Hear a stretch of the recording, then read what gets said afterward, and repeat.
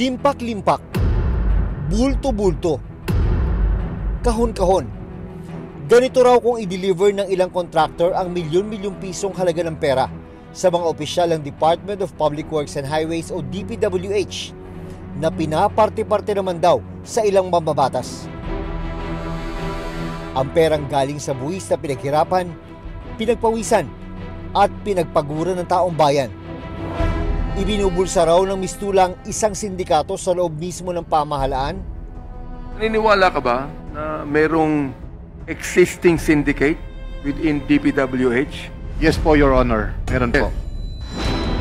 Ano ang modus operandi ng mga sinasabing sangkot sa malawakang katiwalian sa flood control projects?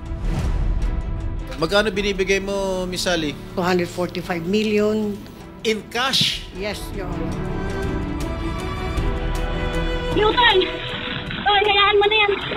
Hayaan mo na. Hindi namin alam kung paano namin pupulutin isa-isa. Saan mo nilalagay 100 million? Nasa box po, Your Honor.